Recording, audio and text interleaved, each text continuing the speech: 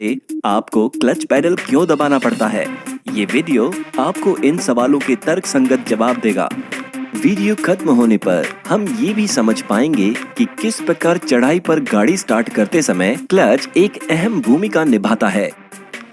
Clutch की जरूरत को समझने के लिए आइए पहले एक आंतरिक दहन इंजन वाली कार की संरचना को समझते हैं। आंतरिक दहन इंजनों का टॉर्क बैंड बहुत सीमित होता है और इस कारण से पहियों की गति को कुशलतापूर्वक बदलने के लिए आंतरिक दहन इंजन वाली कार में ट्रांसमिशन प्रणाली की जरूरत होती है। ट्रांसमिशन का प्रयोग ये सुनिश्चित करता है कि इंजन अपनी इष्टतम आरपीएम रेंज में काम करे और ये ड्राइविंग परिस्थितियों के अनुरूप गियर बदलकर पहियों की गति को नियंत्रित करने में मदद करता है। एक मैनुअल ट्रांसमिशन कार में गियर बदलना आसान काम नहीं है। मैनुअल ट्रांसमिशन में बिना झटका लगे गियर बदलने के लिए हमें इंजन से ट्रांसमिशन को हो रही ऊर्जा की आपूर्ति को रोकना पड़ेगा।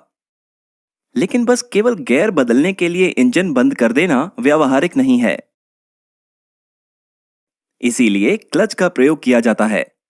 संक्षेप में कहें तो क्लच एक क्रिया विधि है जिसका प्रयोग इंजन को बंद किए बिना ट्रांसमिशन में ऊर्जा का प्रवाह रोकने के लिए किया जाता है।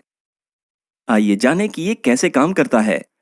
क्लच के मुख्य हिस्से में एक चक्री होती है जिस पर दोनों ओर उच्च घर्षण वाले पदार्थ का लेप होता है। यहाँ पर एक सरल चक्री दिखाई गई है। ये चक्री फ्लाई व्हील पर लगी होती है।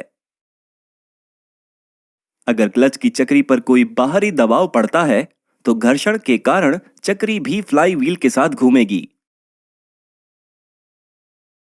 ट्रांसमिशन का निवेशी कूपक इस चक्री से जुड़ा होता है ताकि जब चक्री पर बाहरी बल लगाया जाए तो इंजन की ऊर्जा ट्रांसमिशन प्रणाली में पहुंच जाए। ये बाहरी बल एक दाब प्लेट स्प्रिंग प्रणाली द्वारा लगाया जाता है जिसका आवरण फ्लाई व्हील के साथ मजबूती से जुड़ा होता है। तो दाब प्लेट क्लच की चक्री को मजबूती से दबाती है और ट्रांसमिशन प्रणाली में इंजन की ऊर्जा पहुंच जाती है। लेकिन ये सब कुछ तब होता है जब सामान्य तरीके की ड्राइविंग की जा रही हो।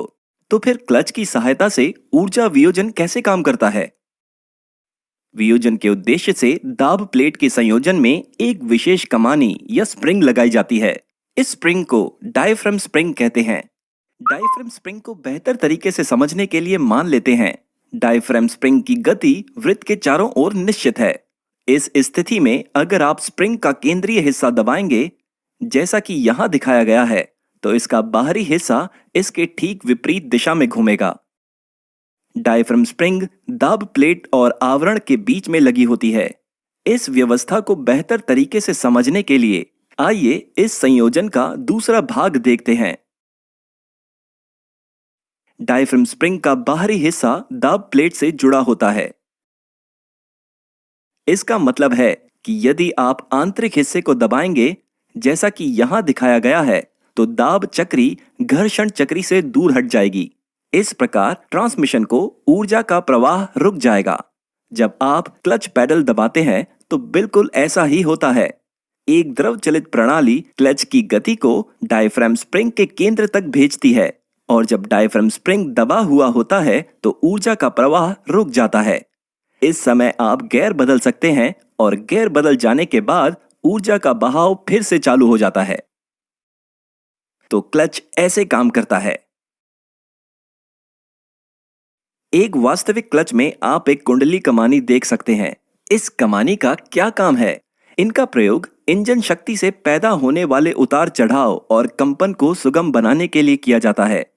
ये तो स्पष्ट है कि केंद्र और चक्री आपस में सीधे जुड़े हुए नहीं होते हैं। इंजन शक्ति पहले चक्री तक पहुंचती है, फिर स्प्रिंग में अंतरित होती है और अंत में निर्गम केंद्र तक जाती है। इसका मतलब ये हुआ कि स्प्रिंग इंजन से पैदा हुए ऊर्जा प्रवाह के ज्यादातर उतार चढ़ाव को खत्म कर देती है और वाहन की गति और अधिक सुगम हो जाती है। अब मैनुअल ट्रांसमिशन कार चलाने में अत्यधिक महत्वपूर्ण और कठिन कार्य का पता लगाते हैं, यानी चढ़ाई पर गाड़ी स्टार्ट करना।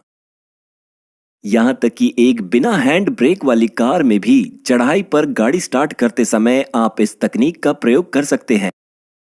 इस तकनीक में चढ़ाई पर गाड़ी चालू करते समय पहले तो दोनों ब्रेक और क्लच पैडल दबाए जाते हैं, जबकि इंजन चालू रहता है। अब क्लच पैडल को धीरे धीरे थोड़ा छोड़ते हैं, जब तक कि आप क्लच काटने की आवाज महसूस नहीं करते। आप इसे अपने पैरों में महसूस कर सकते हैं। ऐसा लगेगा जैसे इंजन कांप रहा हो। इसके बाद अगर आप ब्रेक पैडल को छोड़ भी देते हैं तो भी गाड़ी आगे नहीं बढ़ेगी। आधा छोड़ा हुआ क्लच ब्रेक की तरह काम करेगा।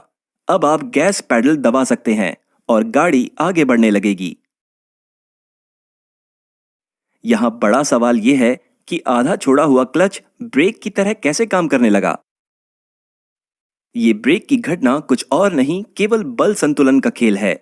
पूर्ण बल संतुलन की स्थिति में गाड़ी आगे नहीं बढ़ पाएगी और गुरुत्वाकर्षण पहियों में स्थैतिक घर्षण बल के बराबर होगा।